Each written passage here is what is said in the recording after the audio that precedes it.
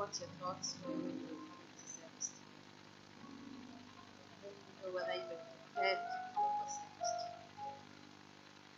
I don't know what your day has been like. I don't know what your week so far has been like. I don't know what you're battling with right now, what you're struggling with. But for just a minute, I just want your focus to be on Jesus. That you just love him. Remember how he has loved you and just love him. Just love him. If you don't know what it means to love the Lord in worship, just open your mouth and say that Jesus, I love you. Because first love. To say Jesus, I love you. Because of all the love that you have for me. Jesus, I love you. Jesus, I love you. I love you, Lord Jesus. I love you, Jesus.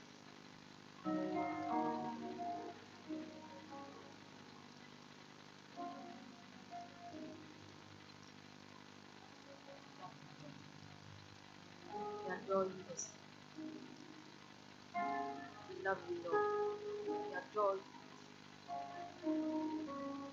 We love you, Lord. We adore you this morning. There are not many things we do, Lord, that show that we love you. But Lord, we know that we love you. We love you because you first loved us. You loved us with everything you have. You loved us with everything that you have. You loved us with all that you have. All that you have. And we cannot help but love you, Lord. We love you, Lord. We love you, Lord. We love you, Lord. We love you, Jesus.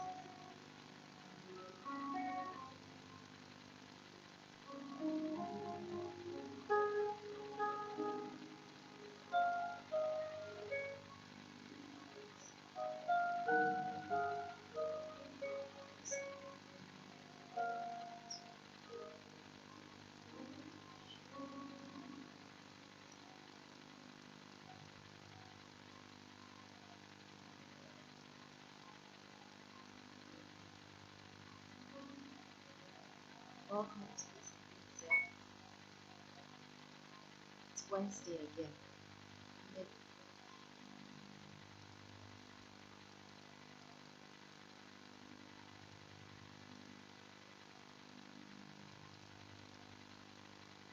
I don't know how we expect the Lord to show up for us. I don't know how we expect Him to visit us. I don't know what our expectations are when we think about the Lord, when we turn our minds to the Lord, or when we come and gather to Him. I don't know what expectations we have. I don't know what mindsets we have. I don't know what we are thinking about when we come. I don't know what our minds stay on when we are here. I don't know.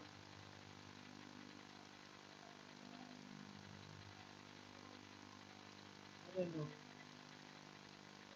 I don't know whether we are thinking about our experiences that we are going through at the moment, or what we have gone through before. I don't know whether we are thinking about our struggles and how we are pushing, yet not feeling a budge in front of us. I don't know. I do know when we come here, He is here. I do know when we gather like this, He is here. And He's not just here for being here's sake. here to commune with us. He's here to fellowship. He's here to meet with us.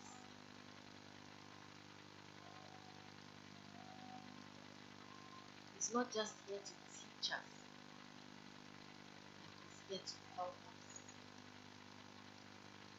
So I don't know how I'm in, but I want to urge us that no matter what the service is, Sunday, Wednesday, Friday, Saturday, or fasting day, no matter what the service is,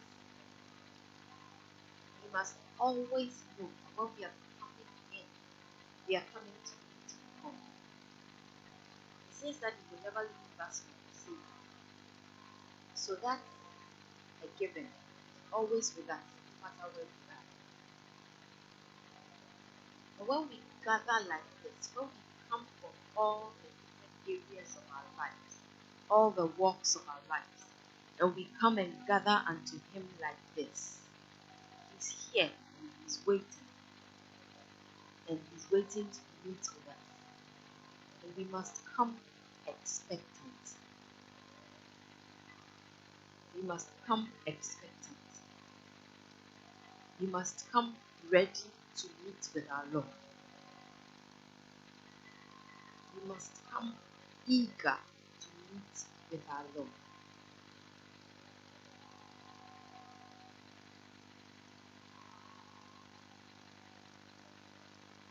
It must be like, I've been waiting to see Him more, to touch Him more, to come into the midst like this again since the last time I left. That's what David said when he said that. What he meant when he said, I was glad when He said unto me, let us go into the house of the Lord. The Lord is with us all the time. But when we come together like this, He is with us. Hallelujah. So we should be expectant. Hallelujah.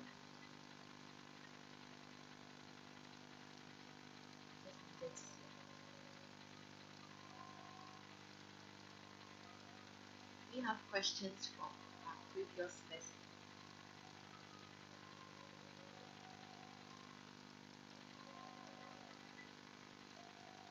We have questions from our previous lesson. Maybe I'll do something. Just a little different.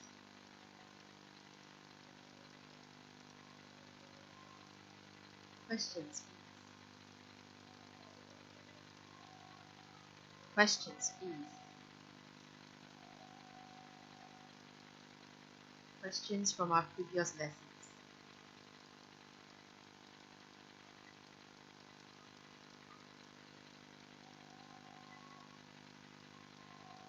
Okay.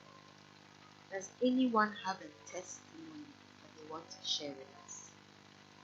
It doesn't have to be a testimony that is born from Wednesday meeting, but any of the meetings we have had in this service, in this congregation, a testimony, something you want to share with us.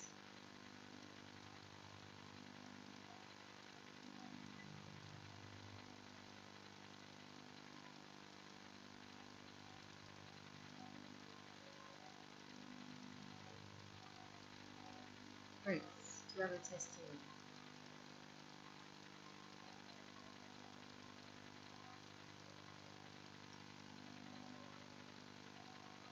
No testimonies.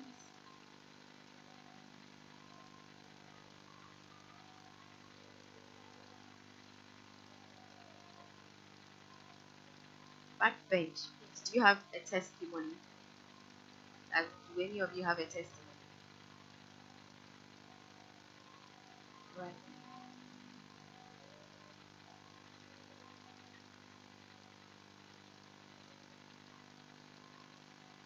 None. Okay. The Lord still does great things. Hallelujah. So let's go back to our service, our discussion. We're talking about the providential necessity of equipping the faith for ministry. Do you have any questions? Do you have something you want to pick up from last week?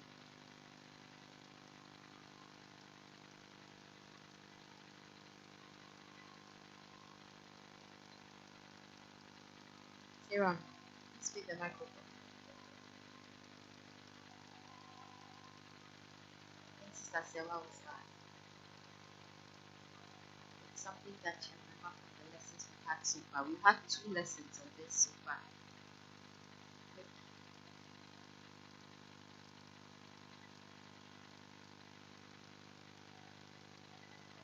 I remember it. We have each and every one of us have got a gift from God, and we come together to learn from each other. Or whatever you can teach and instead of not the church.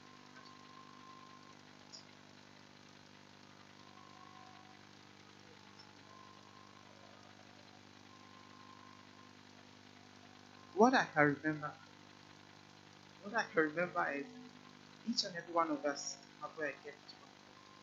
And when we come together like this, we come to learn from each other to strengthen us to get a better or a good or become strong in the Lord, become one body, so that the church has to go expand.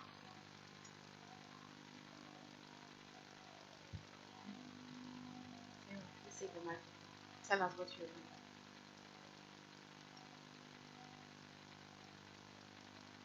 So I remember that the gifts that He gave us are not meant to work alone, that each gift has a way of supporting the other. Way of supporting the other. So they are linked together, the various gifts. So if you hold back a gift, you are Yes. This man, take it, please. so to remember that when we come together, we are all people with the same gifts to listen, share, to build, to build ourselves. So gathering like this gives among us that is reaching out onto ourselves for building, build us to the perfect. So we have gifts to build us to the perfect man. Prince, can you mention 1 or 2 of the gifts?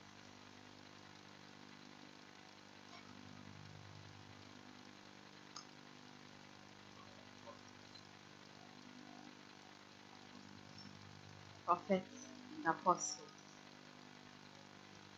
Yeah, please take the microphone. Pass it to Rejoice. Rejoice, were you here last week? So tell us something you remember. So we are given gifts to help grow the ministry. With the gifts we have in us, we'll be able to help the ministry to grow. So giving gifts to help grow the ministry. Nelly, this part is Nelly. Remember that there was a discussion that we were told not to go looking for or focus. We shouldn't focus too much on who has which gifts. We should focus like find persons, pastor has this, leader has So we shouldn't cheat. So that's the pastor of us. Ours is to say Lord the gift. Go chasing the gift, but chase the giver of the gift. Please pass it to Elizabeth behind you. also an idea of Elizabeth, um, you've been given a gift to support each sing other. out so you know how to use the keeping our gift to something interact to encrypt each other. When one is becoming weak, the other gift has to encrypt the other one. For some reason. Sharpen each other. I mean, I know that the scenario you gave concerning starting with one person and then affects and I read the story of the Samaritan woman. So I got the meaning that Jesus was an evangelist there, still an apostle. Ministered to one person. She went and told the men in the village. The men received the message. Eventually, the whole city was born. So, it gave us a very good example. If I talk to you, she will go and tell somebody else, and eventually, a lot of people come to you.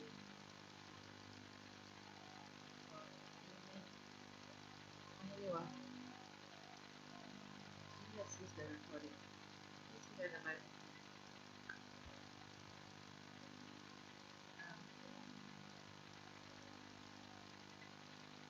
I think I heard not much you can say about if you desire a particular gift, you can desire for it and ask God to give you. And also like as and when maybe you're in a situation, as and when it's needed. Maybe at the moment you need to minister to someone or you need to um, heal someone in the moment and you can manifest a particular gift. As is needed. And that's Pastor Tia. Tia, please tell us at least two of the gifts that we're talking about. We've heard about prophets and apostles. That's what you said.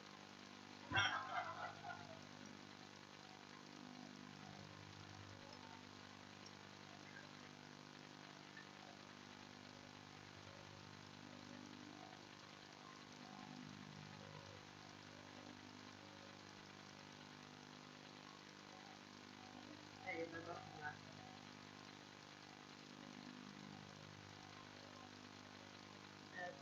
The mandate of the gift that we've been given or why we are in church is to preach or to continue the work of reconciliation. So that is it. So that everything that we do, the focus we should remember is reconciliation.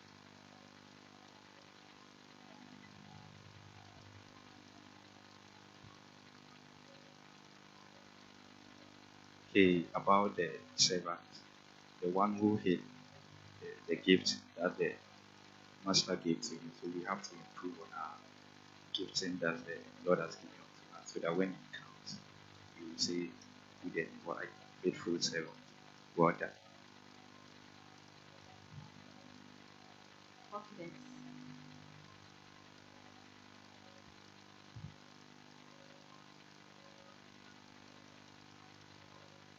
Yeah, so what I remember is that each of us has a particular gift that has been given unto us.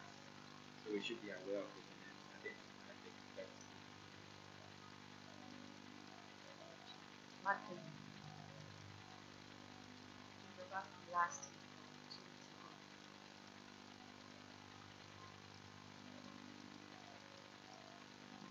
Please bring it to Pastor King or Reverend James first.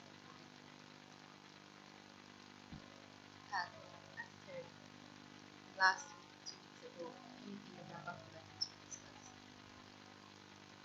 Um, I remember that there were questions about whether all the gifts were in one church or each church had one gift.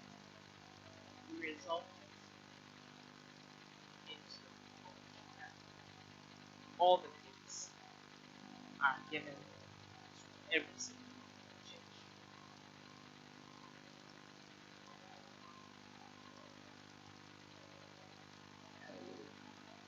I also remember that we discussed about we waiting on our gifts to stay and to um, bring ourselves to a place where we make profit and bring glory to God.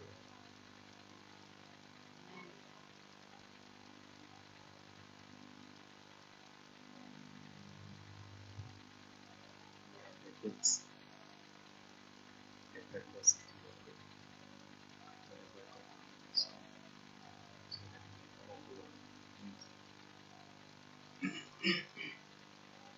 we have the gifts given by God. The purpose is to equip the saints for the work of the ministry so that we all come to the maturity to be like Christ. So that when somebody comes out there to truly be like to deceive, you will not be carried away with any doctrines that are already in place. Thank you. We have a gift. Each man is given a gift. There's none that is not receiving. We each must try and identify what it is that has been given us and how we can use it. And we are supposed to work with it. It's to equip us to work. So as I work, I equip somebody else who also works. And the ultimate is that we all grow up into Him. We all become mature in Him, more like Him. And the purpose is so that we can each go out and be fruitful, make increase by bringing more men unto Him to become like Him. Hallelujah. Hallelujah. So we said that the aim is the ministry of reconciliation. That's the work we are expected to do. That's the work we are expected to do. And that sort of brings us down to a discussion about, well, a little bit about evangelism or outreach. Because that is the ministry of reconciliation, reaching out to those who have not yet been reconciled unto God, and bringing them in. But having brought them in, we are not just bringing them in, but we are bringing them to equip them so they also become mature and they also go out and bring more in. Hallelujah. Hallelujah. So we have been given providence. God has provided for us gifts. Gifts that we can go out and accomplish this. Gifts that in the church setting we can give to every person according to their ability what they need to grow up, according to Saram's ability, what he needs to grow up in a certain area, according to Sister Sewe's ability, what she needs to grow up in a certain area, so that we are all equipped. We all have what we need. Little by little, we grow, we expand in the areas that we are touched by God. Until we are growing, becoming adults in Him. We don't remain children, tossed about by every wind of doctrine, but we become adults in Him, who ourselves can now stand on our own, step out, and bring children in. Hallelujah. Great. And let's look at some of the practical ways we can do this. The ways that we can actually equip the saints. The ways that we can actually put the fire of reconciliation or light the fire of reconciliation, ignite it in every man.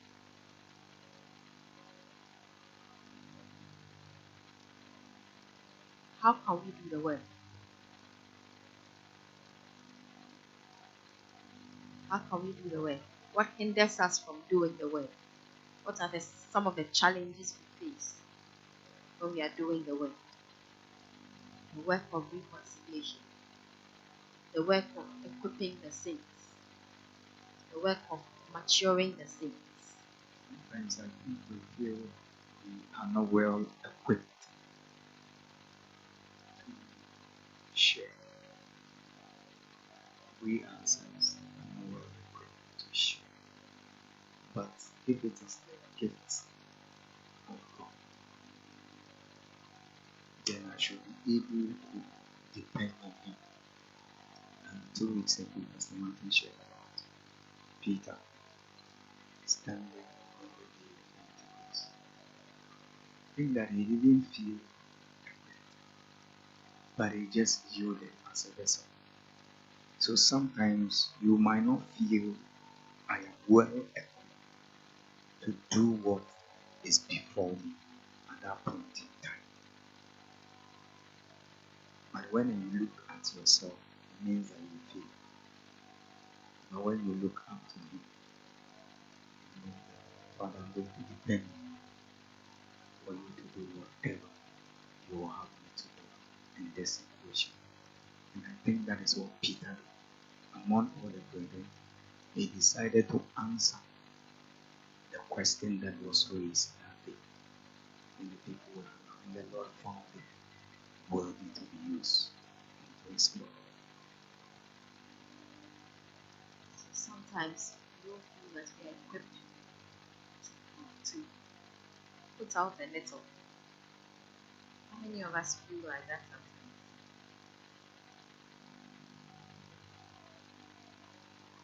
But Pastor Caleb is saying that if it's a gift that is given,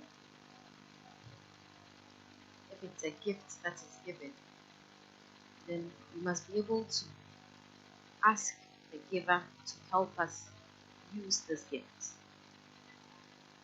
You see, if it is a gift that is given, then it doesn't require too much work from us, does it? It doesn't require too much work for us to just pick the gift and use it. Does it? Because we have been given a gift. So sometimes it's just acknowledging that I have a gift. Sometimes that's the start, acknowledging that I have a gift. It's not my ability, it's not my skill, it's not something I have worked or learned to acquire, but it's a gift. It was given for a purpose, and this is the purpose. So I'm picking it up to use. And so I pick it up and use.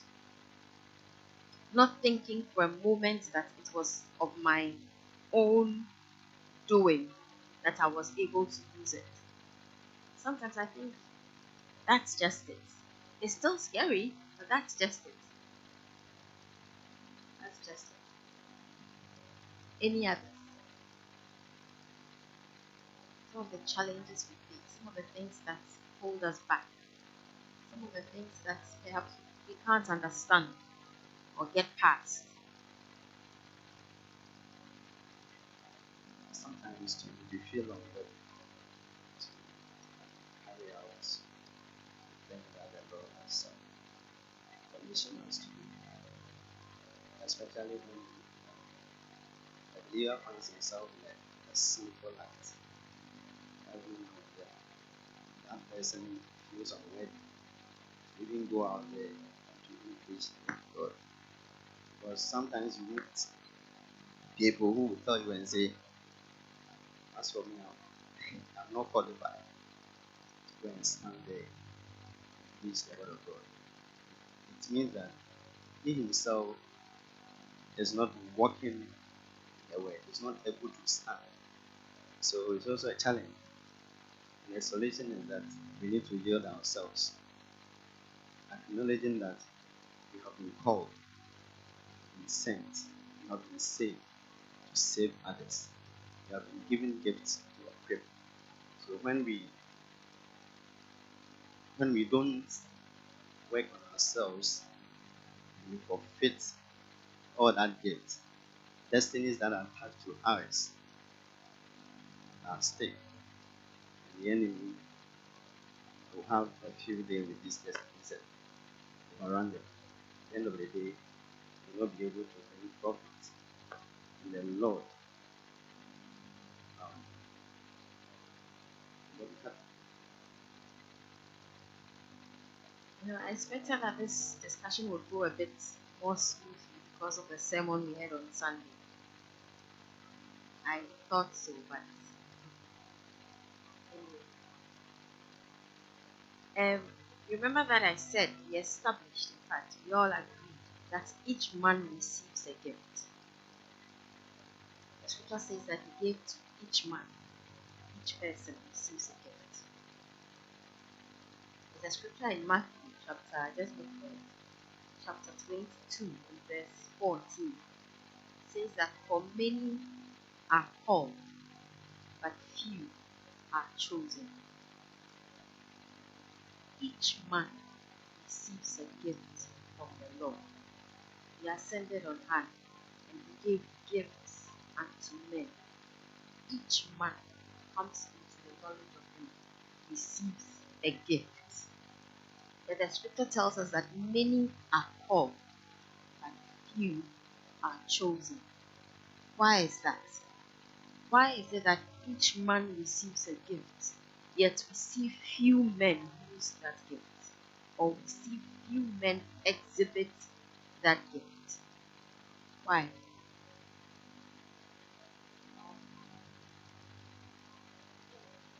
Or fewer men. Let me say fewer men.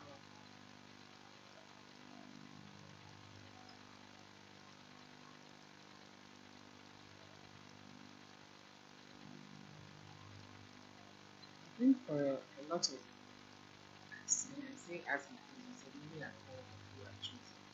I think for a lot of us, the the the price to pay, a lot of us are not ready to pay it. I mean, um, when you look at it, because from what it means, you make yourself chosen. Many are called, but few are chosen. You are the one who makes. Yes, you have the gift. Like the man who buried his talent. If you choose to, and it is how you choose to perceive that okay, maybe me I'm saved, and I mean, as far as I'm concerned, I'm okay. And somebody to say, I mean, nobody came to minister, nobody came to talk to me, and I got saved. So they are working the time they see that they need to be saved. I mean, I think sometimes it's like there's a certain, should I say, inherent selfishness, or I mean, everybody in their own my own territory. But like you're saying, from the sermon we heard, in effect, this person actually got the talent but buried it. So, um, if you don't allow yourself to overcome certain things and allow, you know, the grace of God to work inside you, I think that people just, leave it like that. And they can't be bothered. As far as they're concerned, they're going to church, they're doing what they have to do. I mean, what else is there to it? And the thing is that when I think about it, how many people actually do hear the sermons that we hear? And even we who hear it, how many of us take it and run with it?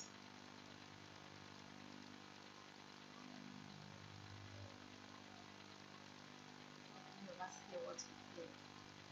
Who hear it? Those who hear it, how many take it and run with it? It's a hand up behind you, there's one up front.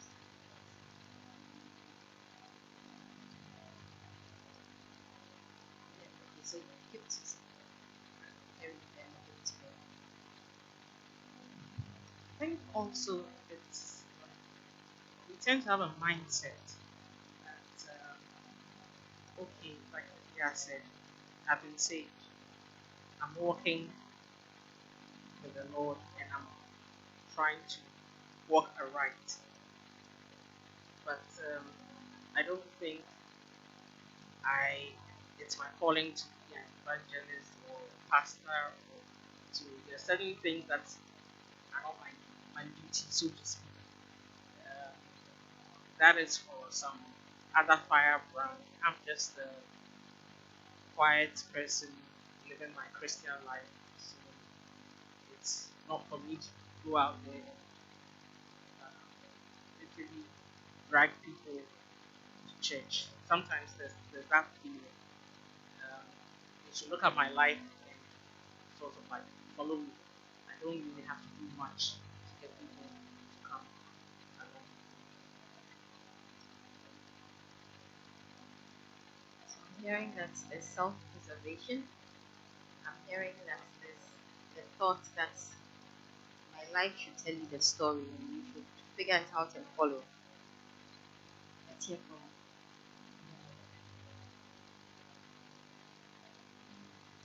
I want to use the parable of the 10 virgins illustrate.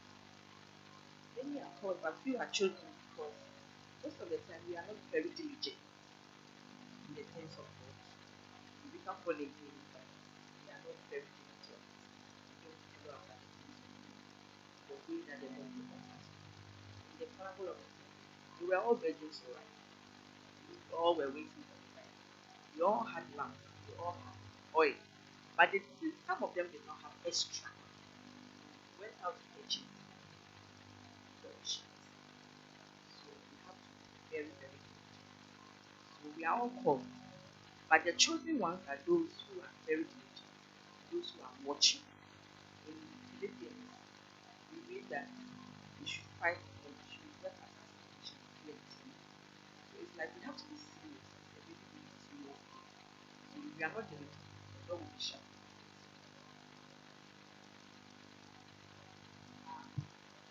if you're not diligent, the door will be shut in our face. Even though we were called. Even though we were called. Any other contribution?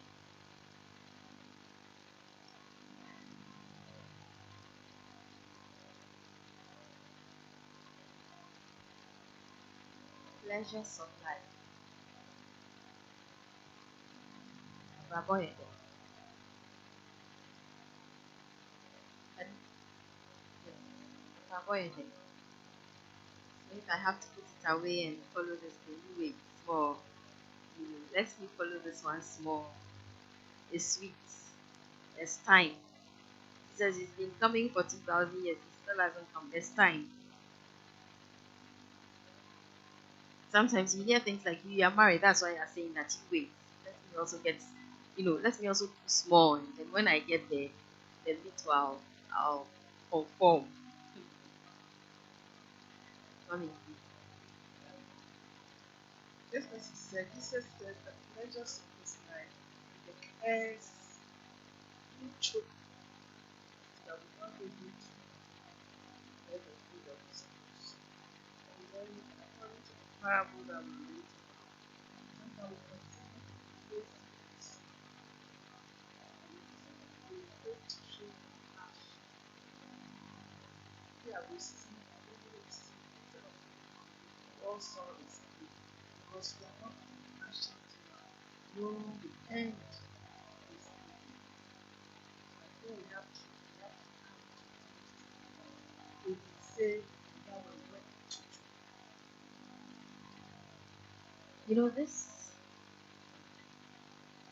this word compassion, compassion. Sometimes when I hear it, compassion, love for souls, compassion for souls, you know, go out there and reach the people, love the people. I mean, bring them in. I think that sometimes it becomes a cliche for us, compassion for souls, and we don't really check to see whether we really do have it, whether we really do have a compassion for souls. I mean, Jesus would be sitting to teach people, and then he would see the people in the sun. The sun is scorching them, and these people have not heard about the kingdom of heaven. The scriptures say that he felt compassion for them. He felt compassion for them. I mean, I don't know how many times we walk along the streets or drive along the streets or see people around us and we have compassion for the fact that we feel that these ones are slipping into a place where there's no return, and we feel a weight for them and will pull them out. I don't know. I don't know. That's the ministry. That's what we are being equipped for.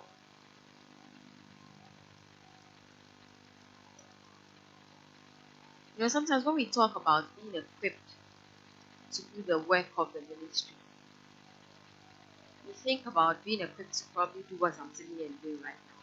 Hold the microphone and talk to a few choice people about things I've read in the Bible, which invariably they also have read. They also have their minds about it. Some better than mine, of course. But I'm holding the microphone, so I get to talk a lot. You know. And sometimes I think that maybe that's the limit of our thinking when we think about the ministry. But that's not it. Maybe that's part of equipping the saints. The ministry is those souls that are out,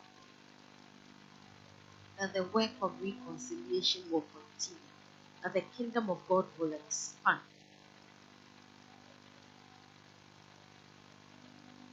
And when we have brought people in, they don't just walk right back out, but they find their stay. Hallelujah. Any other contribution? Any question? Honey?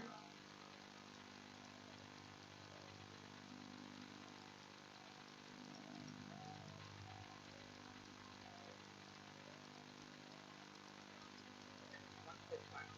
Timing. When we don't do things the time that God wants us to do it, because sometimes when we miss the time, say time lost is never enough. Even if you do it, you're not doing it right. Let's say your office bus passes in front of your house. If you miss the bus, you can still get to work, but you still will not get there at the time that you were going to pass. So I think the timing also doesn't help with the linear code that you are choosing. If we are doing it in God's time, we'll be among the few that Doing it in God's time. Time. Time. We're talking about the compassion. This one just happened this evening. I was just reminded of the fact that the Holy Spirit speaks to us, and if we give him a chance to teach us, he will be better. So I was coming in the back, and there were these two young men. They were talking to everybody and nobody. It's almost as if they had taken something in. It's weird. So one of them was sitting beside me, and excuse me, but he was stinky. It was really, really bad. It's almost as if like for weeks someone has gone on and on, changing their clothes, nothing. In the middle of trying to hide my nose, like breathing strategically and all that, and wondering all the spiritual matter and everything. And the Holy Spirit asked me that, so if you had a chance to talk to this person about Christ, would you? I was like, oh, really? And then it struck me again that maybe when we have evangelism, we'd go out, you'll be more enthusiastic because you literally stop anybody and talk to the person without actually thinking about that. So then to not make it be hypocritical, this is somebody sitting next to you. You can talk to him. So maybe you shouldn't be focused so much on whether he's smelling nice or not. And I just thought I'll share that. So timing. Look of the person. Look of the person. The feel of the environment. Feel of the environment.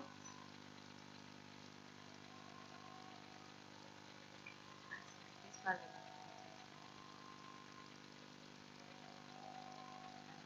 what is just coming to me,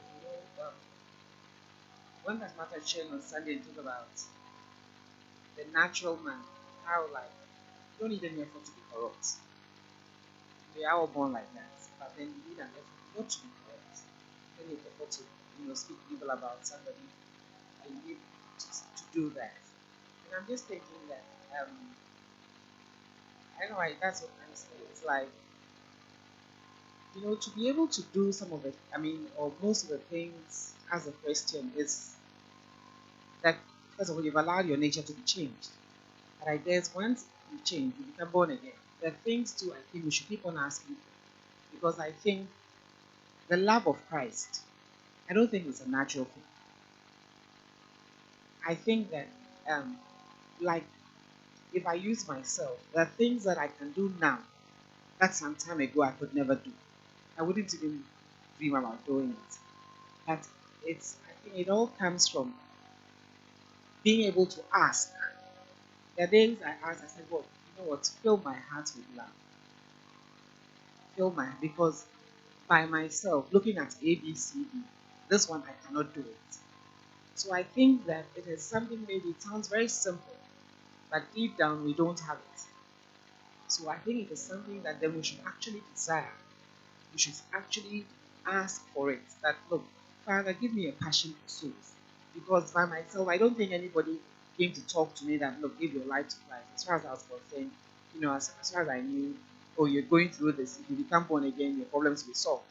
So maybe that undergirding thing, I did not have it. But then I watch people who are doing this, and I say that when I see the good in somebody is able to do, I'm like, hey, this person can do this. Then maybe I can also do it. But then I have to ask for that grace or for that heart to be able to do it. So I think that when it comes to the way somebody can say that you're looking at people they are going to hell, to tell the truth, I mean, in all honesty, sometimes it doesn't even cross my mind. Seriously, it doesn't even cross my mind that hey, maybe this person I'm looking at is going to hell. To all intents and purposes, everything looks okay and everything. So it doesn't even cross my mind. But I guess if I'm actually asking God that, look, give me a heart for souls, I will see the person, and despite all the maybe everything that looks so good, I will see beyond that. And something will touch me to be able to say, look, let me talk to you about this. Or would you like to hear about this? And then I think by so doing, and if we're told that love overcomes everything, and every fear that is inside me, that love that I've asked Him to give me will overcome that fear. And I'll be able to talk to whoever about Christ. So ask when you don't have it. Learn. Learn. There's a scripture in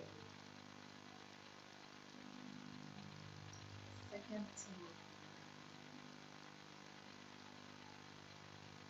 Timothy chapter 2, very famous scripture, verse 20 to 21 and 2. But in a great house there are not only vessels of gold and of silver, but also of wood and of earth. Stop there. He ascended unto high, unto heaven, and he gave gifts unto men, according to each man's, according to the grace that each man had, according to each man's several ability, he gave gifts unto men. The ability to be a vessel of gold, he gave gold. The ability to be a vessel of silver, he gave silver. The ability to be a vessel of wood, he gives wood. The ability to be a vessel of earth, he gives earth. Hallelujah. He will not give gold to the one who has ability to be a vessel of earth, because they do not have the grace it takes to carry that gold or to hold what gold can hold. He will not give earth to the vessel that has the ability to be a vessel of gold, because they can hold more than earth can hold. Hallelujah. So he gave gifts unto men according to the grace or the measure of grace that each man had. Okay. Now Timothy is saying that, and some to honor and some to dishonor. Please let's go on.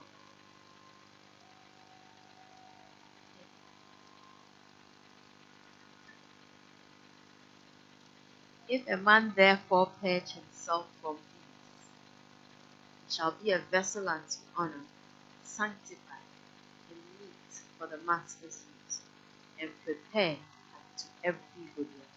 From these, from which? From these, from which? From not responding in a timely manner to the things we must respond to. From not being diligent enough to prepare and have extra oil when you wait for your master. From those. From not recognizing and acknowledging that love is not something that comes easily for us. We've got to work on it. We've got to pray for it. We've got to ask for help. So the one who gives us the gift says that we should do this with the gift. We need to ask him so that he will quicken his love in us, so that we can go out there and do the things he wants us to do. Purge ourselves from these. From being too afraid to step out there and make use of the gifts that he has given us to use. Purge ourselves from these.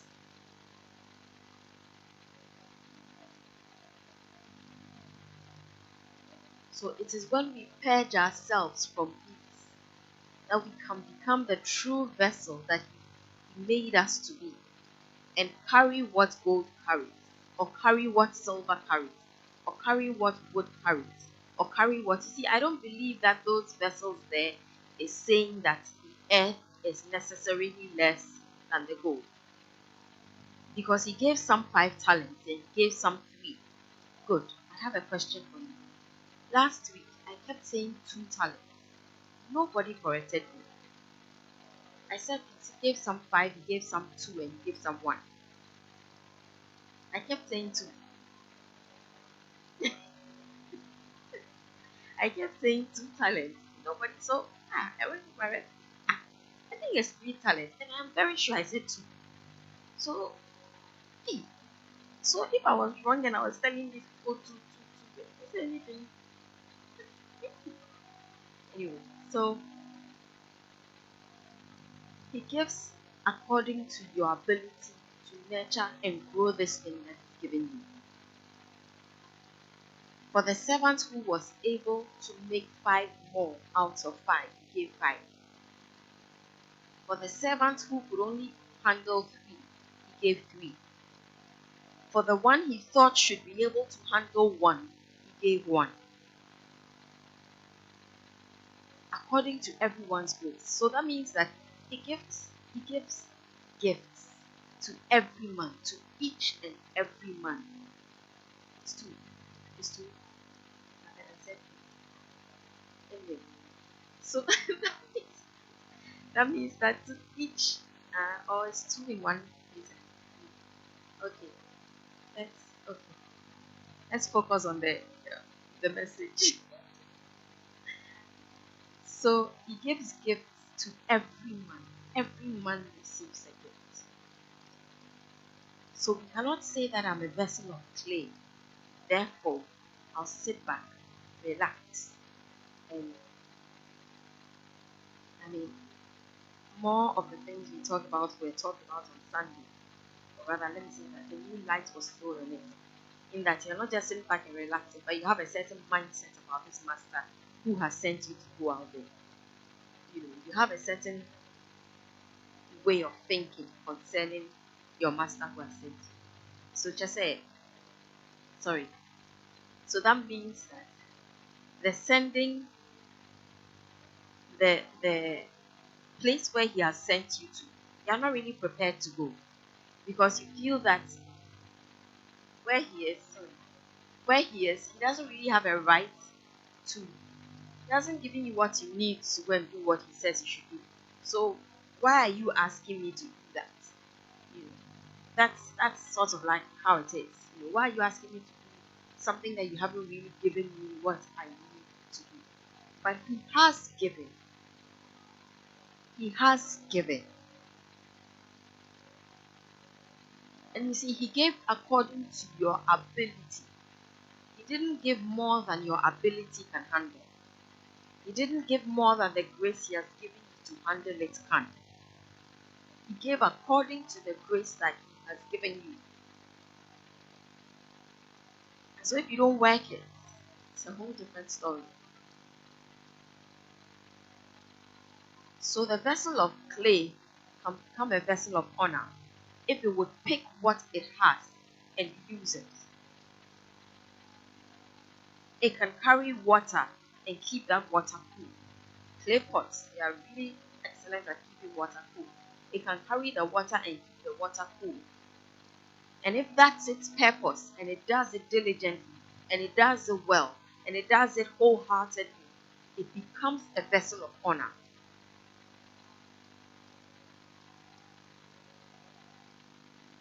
So Auntie is saying that it is us. And how did you say choices? Is that the word you used?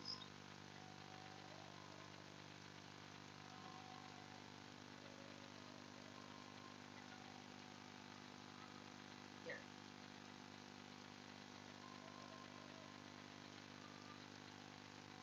So it's us. Whether I will step out there and what grace He has given me, use it or not. Or not. It's me. He's given me a gift.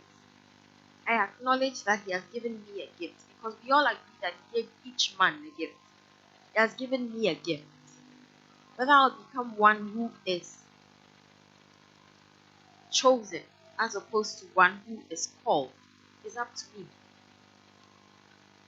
Because for calling, He has called us all. He has called us all.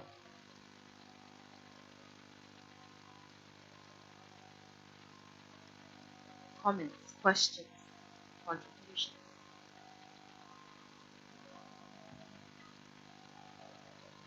So I have two things to talk about. One has to do with hindrances that's around us. So there are lots of happenings, work environment, home, church, and most of them are not. Our minds are so much involved in this thing that they tend to feed our spirits. So when you now come to the place where you want to stand in the place of exercising this gift, the gift is there, but it doesn't exercise, so it's empty. You can't really use the gift. And that also has to do with the fact that we've not really identified our gifts. So you exercise a particular gift and you realize that you're not doing too well there, but you feel I've tried it and I wasn't good at saying leave it there. But as to you finding what your natural gift is. So you go out to do evangelism and we bring first timers. Some other person also have to pick it up to constantly be checking on them. Just being nice. When we close from church, we find the first timers standing alone, one talking to them and all that. Somebody even saying hello or engaging the person would keep would make the person have a feeling that I'm at home and it's a place I can come back to. Sometimes we feel gifts are too big. But if you identify your gift and you realize that, oh, my gift could be as small as being nice to somebody or following up on the first time and all that, it can connect on that person's gift together, connect the body. I think I want to dwell on the second thing you said a little bit. That sometimes we go out and do evangelism because we are trying to be practical. Sometimes we go out and do evangelism, which is the ministry of reconciliation, is it not? And we bring the doors open and we bring many people in. And then we see the people go one after the other, one after the other. And in 2 months, sometimes we don't even get to 2 months. Every single one that we brought in is gone. And we are back to the number we were before, back to the old faces we had before. Why? Why does this happen?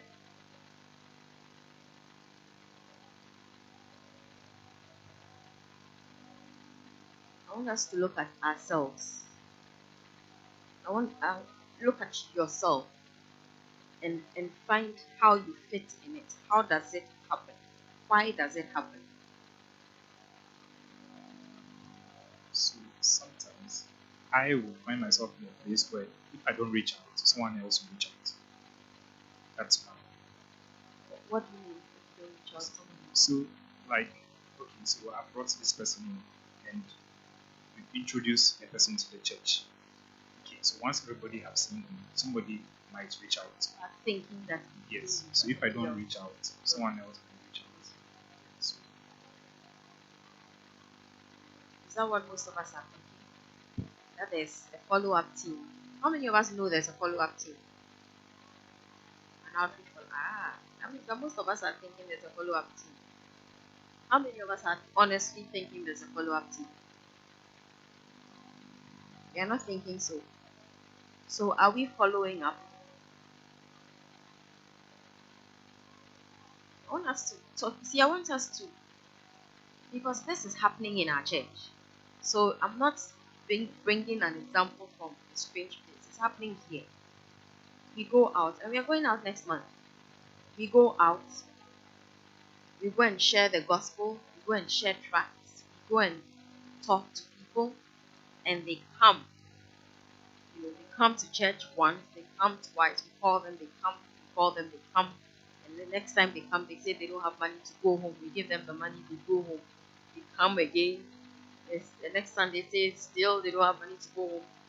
You want them to come, so you give them money to go. They come again. Then maybe now they don't even wait for Sunday, but maybe during the week they call you and say actually they don't have money. Then you're like, okay, I did evangelism. I mean, I didn't go and adopt a son, a daughter,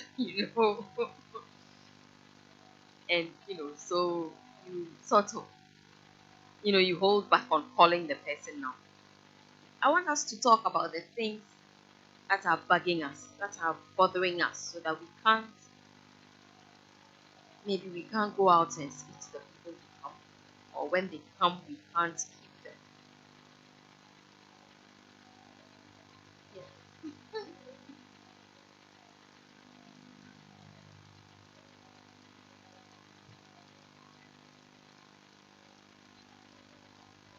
I think that is one.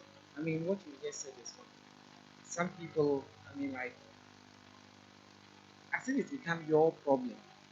Which I don't know if that's the right way to say it. I mean, your bed. So now, the person.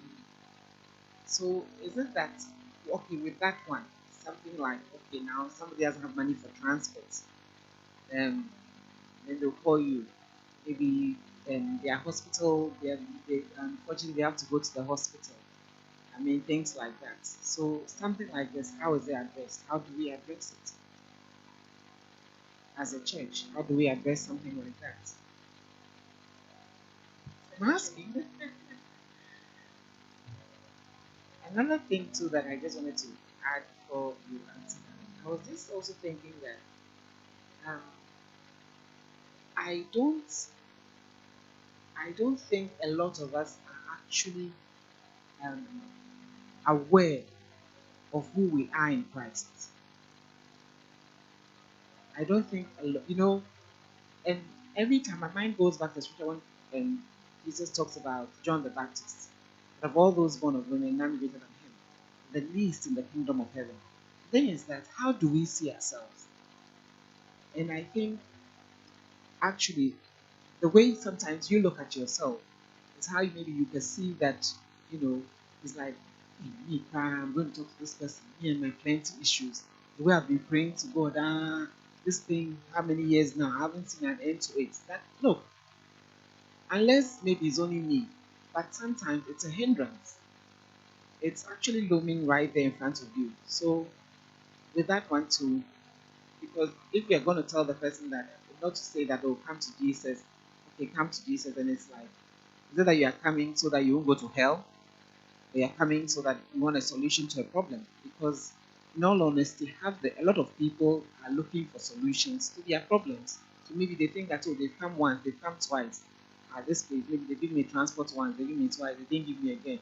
Or somebody gave me this and somebody gave me that, and I don't see it happening again. They go somewhere else. So the thing is that when they come, How well do we ground them to when they come?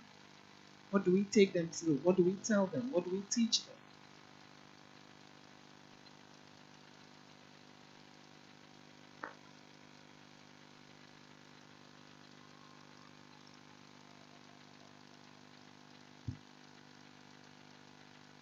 Um, to talk about myself, as you said, in the area of outreach when it comes to the first timers,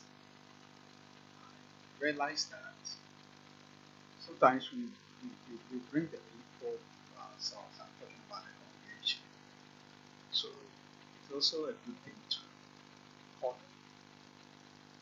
call among ourselves because one of the things I do, but but sometimes I used to think that someone would, like he said, that's his call, and I just leave it like that. So he will call. At a point, they will come and say, "I'm looking for this my friend." The person will check me, and I don't even know the person, but because of the flies, and I call the person and say, I'm looking for. So I realized the call helps a lot. The person will be able to come. Group call. So when you bring someone, please church, let's call them. Let's call them. The call does a lot. Call about four, and they came in different times. You this. Yes, you know the person. So it helps them. Let's do the call together and let's move on. Sometimes I wish that So we should call. When we call, since you call, when you call, what goes on in the call? Yes. What's the conversation about? What goes on in the call? first thing that I would like to introduce myself is I ask them how was church, especially Sunday after church. How was church today? It was nice. Are you sure? Yes. I said, okay. Are you really sure? Yeah, yeah, yeah. It's okay. Would you want to visit the city? Because you have to ask the person, the person. So, so are you sure? Yes. Would you want to visit us again? Yes. So from there, I said, okay, then we have to see the situation. And that's all. How about, for instance, in this situation where the person comes, maybe you have to go and pick them up the first 3 times, and then now they're telling you they don't have transport to go back home, or they don't even have money to come to church. So it's become, or rather, they're trying to push it onto you. The monkey is coming onto your shoulder. They're trying to say that it is your responsibility now to bring me to church. If you want me to come, you have to pay for me to come and pay for me to go home.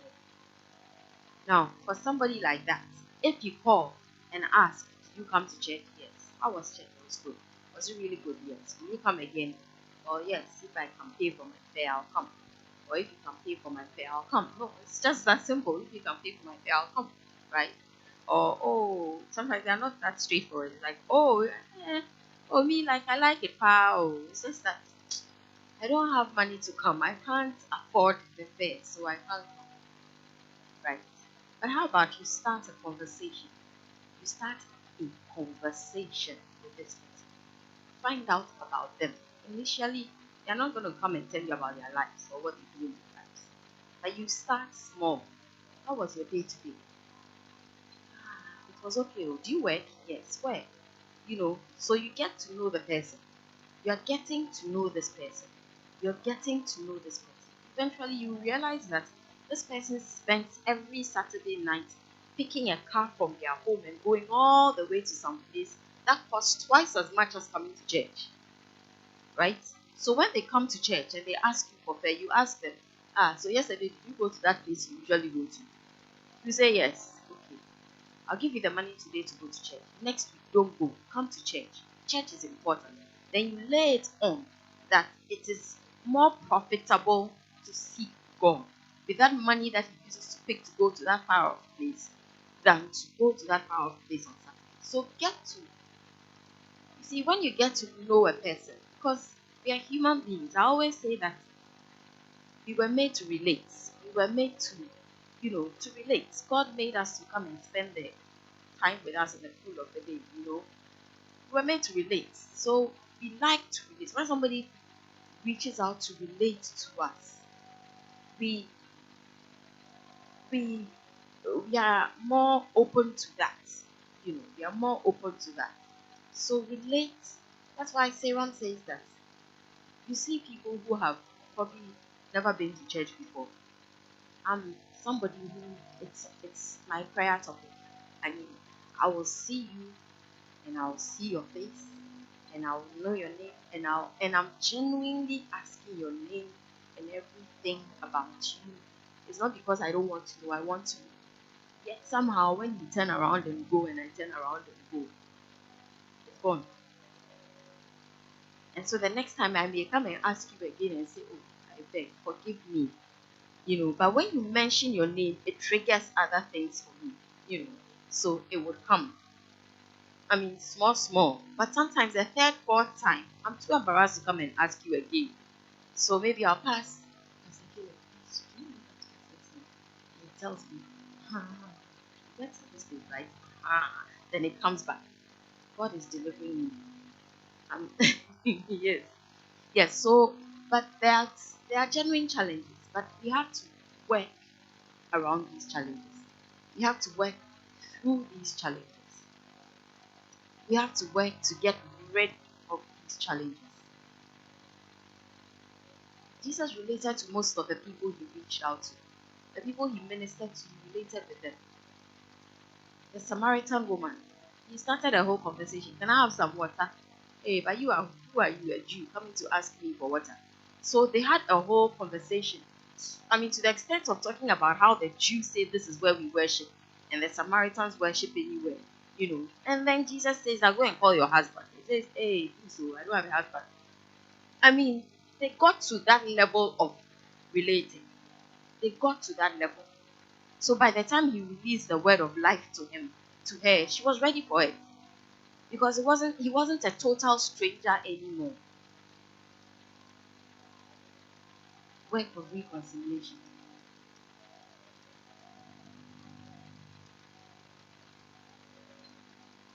It's not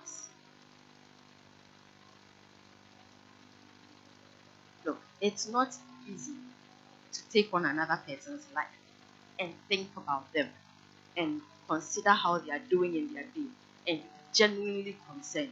I can't see her says it doesn't come easy. So she will ask for it. It's not easy. It's not easy to add somebody else's thinking to yours. It's not. It's not easy when you haven't finished, crossing your T's and dotting your I's. You're going to pick somebody's essay and now start reviewing it. It's not. It's not. But it's the work of reconciliation. It's the work of reconciliation. So maybe one thing we can do different this time, as we go out in March, we should go out thinking of relating to the people we meet, not just going and dropping a word for them and walking away. Because if that's what we did last time, it didn't work. If that's what we did last time, it didn't work. And for most of us who are still here and still worshiping in this place, it's because we have a relationship with the man who stands on the pulpit and talks to us. He didn't just drop a word and walk away. We have a relationship. We relate to someone in this congregation. Someone reached out and touched us. Someone cared. So we stayed. It's our turn to care so that someone will stay. This one. You've been raising your hands for 5 minutes. Sorry. I, on the issue of someone came to church and had an issue. We, we were asked to do a follow-up, which we did, and brought the person in, prayed for the person, and so we wanted to know the person's home where she stays. And we went to the place. There we are getting to know the place about so I Joshua Jacob. So we did a follow-up and we were trying to get to know the place. And we got there. And in fact, that wasn't the place she stayed. Saying that no, we don't know you. I'm here. So what would you do on that issue? This person still carried herself and brought herself back. Prayed with the person. She was on the street. In fact, she wasn't willing to let us know the actual thing. That okay, I'm from this town and I want to go back. Because that was what she was saying. And meanwhile, she had been given something to go. Yet the person is still there. Show me where you stay. You gave a wrong direction. Well, we know that person could be an issue. We know that person could be an issue. But notwithstanding, there are somebody in church. Somebody gave me money to go to town and buy shirts and trousers and give him an amount of money, which I did. Not a swap to the date.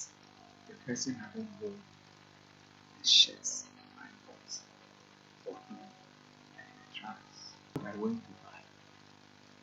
You are wearing it. So please, it is between me and you. Can you please wear it? It's over 3 months. It's over 3 months. So would you see that if an opportunity is given to you, you won't do it?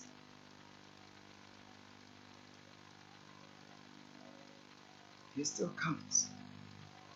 So in my sermon, since that one, I just told him, I said, don't ask me again. Jesus said the poor will always have it. There are some who, when you are giving them the transportation, and you are, as Ruby said, actually had a conversation with the person will stay. Some will not. I carried my own clothes to somebody out there. He promised me every night. When I pass there, they say, oh, Pastor, you know I'll come. We managed to get some shoes. Oh, you know I'll come. Some will not come. But at the end of the day, the master should find me doing what he wants me to do. What I do, if I want to give somebody something, I don't do it open. I will just call you aside like I'm chatting with you, then I'll just give it to you. And I'm gone. But I think what we should all endeavor to do, get to know somebody. Be concerned about the person who has come in. Sometimes I'm torn in two things. Maybe some know my auntie who I haven't seen for about 30 years is now fellowshipping with us. I'm saying this for a purpose. And when she comes, she wants to engage me. And church members need your attention. And sometimes she's there alone. You have to do everything and come and attend to her. Sometimes I walk to my wife and say, please, my auntie is here. Please, can you sit with her and chat? So if she sits here for 4 weeks and nobody engages her, what are we communicating? But last week she told me, do you know something? This lady, she dropped me last week and she mentioned her name. Please, can you thank her for me? And the day my auntie says, thank you. She was amazed because he said, that lady, what the day? And how she kept the name, I was like, whoa. So some of these little acts we do goes a long way. If I expect somebody to do it and I don't take the initiative, we will still come and sit here and have this conversation over and over. For the poor, we will always have them with us. Some of us can do something little to keep some in. The guys I work with, I am hard on them. Like today, for instance, one knew he won't be here. He told me, Pastor, I'm traveling. Please, I'll come on Wednesday, but I can't make it to service. The other one hadn't called me. And when he sees me, he will bow there. I tell them to the face, listen to me. You see me, you admire to be like me. It has taken commitment and God's grace to come this far. So if you want to be, we have to pray. So let us be fair with them. Let us be frank with them. Let them know that this is the path. It doesn't take you coming today and going to sleep for you to become like Ruby Woodshare. It doesn't happen like that. If you want to grow, if you want to take a position in Him, you must make certain sacrifices. If they expect you to give them always, you don't say anything, you will become weary. And they will think that it's a good field to harvest from. Let them know the truth. Tell them the truth. Don't feel, oh, I'll get them offended and they might not come. Tell them the truth. Sometimes I go to the place with no Robertson. I tell you, see, the way people are looking at you, it means we have to do something. Then you look at me and smile. Say, no, we have to do something. Sometimes they put their shorts, their tries here. I say, you see how I'm dressing? Where is my bed? Please, can you do it now? He picks it up and pull it. And since then, it is a gradual process. Without a relationship, these things cannot be corrected. Let's give ourselves 5-6 years. These will be people who will be doing things that will amaze because we chose to make certain sacrifices.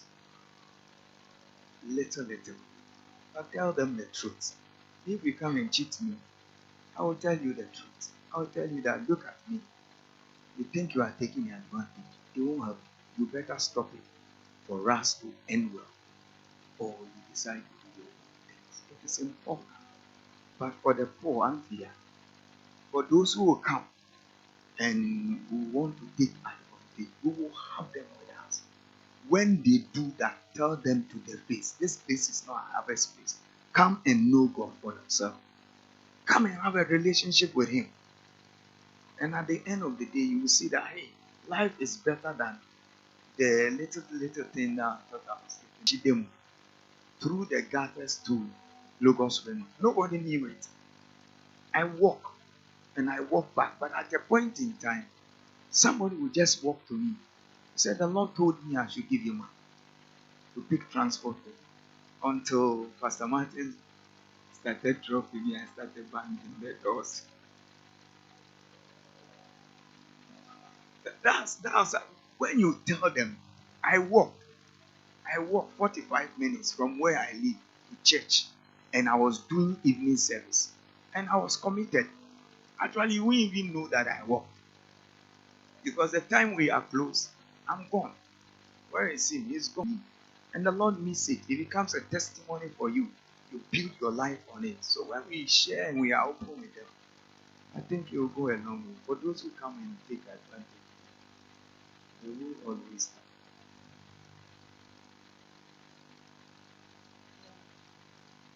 It's almost time. I want to really mention your name again. So this is not the first time I've heard about you reaching out to people. And I think that perhaps you have a gift. And I think you can actually find people and teach it to them. Do you understand? Encourage them so that they can do same. Do you understand? So then it won't just be you reaching out to complete strangers in our midst, but you have another me reaching out to people. Do you understand? So equip somebody else. Equip somebody else. And I mean, I'm using her because I just heard about her. But if you know you have something that you do and it's working, and you will identify somebody in the congregation that you can equip with this thing that you have, do that. Equip somebody else. Equip somebody else. Hallelujah. Because that's why we are here. For the equipping of the saints, for the work of the ministry. For the equipping of the saints, for the work of the ministry. Amen. One question.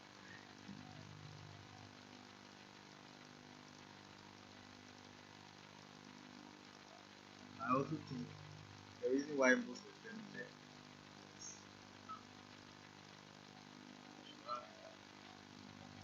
and then most of them are but they don't understand what is being said before but because their life issues. So we should have someone who is interpret in tree or them well.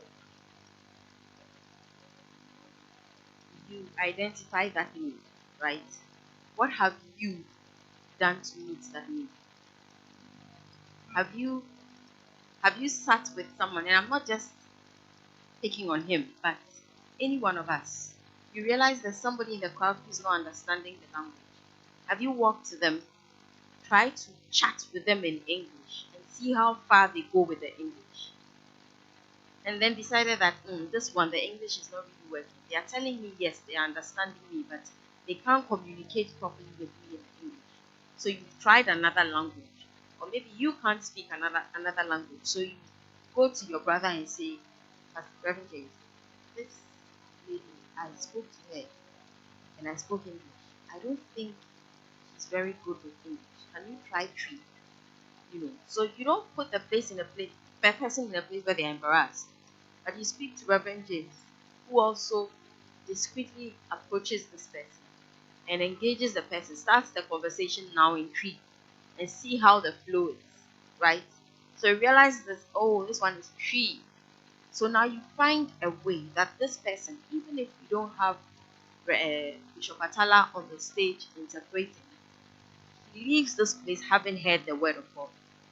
Whether you spend 10 minutes with him after service, whether you find him sitting next to somebody who can tell him what was said during the service, whichever way, but you work something out. If you can't work it out on your own, you can talk to Reverend James, you can talk to Reverend Caleb, you can talk to Reverend Victor, you can talk to me, preferably them first, but yes, me too. And then something would be arranged for this person to hear. Please, do you understand? And you can't do that unless you have related with this person. Unless you have related with this person. There are few people who understand the English. If you go too deep, they may not get it. They may get lost. But when you come again, they'll pick it up. And so they can get the gist, see how they are doing. See if they got the, the core of the message. And maybe that's all it takes. Let's not try and services will come. Tree service, Ghana service, by the grace of God, French service, Ewe service, maybe even Spanish service. Who knows? But for now, we are us. Somebody understands tree. Somebody understands Ghana. Somebody can speak Ewe. Somebody can speak French. It doesn't take. You see, it's that little sacrifice. That's after service, making a beeline for that person, sitting with them for 10 extra minutes. It's the 10 extra minutes that we are struggling with. That's all. That's what we are struggling with. It's those 10 extra minutes. You're hungry, you're tired, you said amen. The next thing is to pick your bag, you're going home. It's those 10 extra minutes that we are struggling with. It's not comfortable, it's not peachy, but it is the work of the ministry. Hallelujah. Are you ready to work? You have a question. I said one last question. You also have a question. Hey.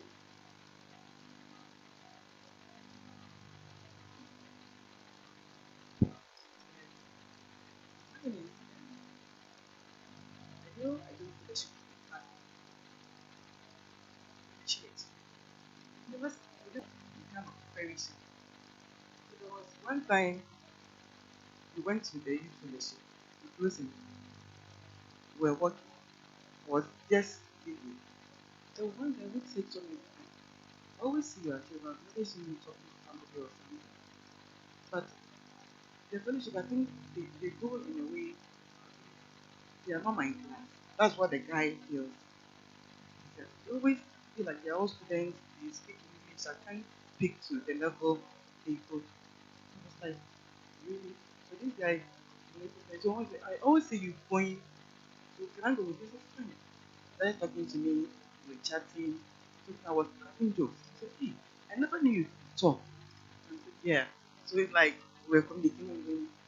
But later on, later on, somebody said, I said, this person here. I said, but nobody talks to me. I went check, nobody talks to me. I would go. So I've never knew you could talk. I said, that's the way it came. The moment you come to church, then you start looking for me. Wait, I said, I want to talk to you. I said, okay, we can go together. It was not knowing he doesn't have the money to take a transport. He didn't talk to anybody. So I started making friends. Although I do pick a car back. I started walking. I did the work from one day. I noticed somebody also knew me. So I think that was my last time not talking to you. If I go back, I will come to check on you. So like was hiding things. He didn't want to talk to anybody. He was just not that the kid said, I do I was like I was feeling in the store. I don't know what happened. So he became my friend. If, if I don't come to work or church, he wouldn't come to church. But I realized that's what's happening in, let's say, Christianity. It's like if you're not a student, you don't move with the student. Oh, they are not my class. And you move away. If you don't get to talk to somebody, then it's like, oh, when I come to nobody's talking because they are not my class. I think sometimes you need to open up. Whether we talk to people or we approach them, it's like you have to be by force. Maybe in a way. There's no, there's no, look for the scripture. It's our homework. Look for the scripture that addresses that. So next week when we come, we'll start from there. This actually made me feel a little sad. But let's start from there next week. Let's talk about this class thing. That's in our next. Thank you. Your question will come next week. Come to church next week. Okay? Don't ask. So please come to church. Okay? Please let's take our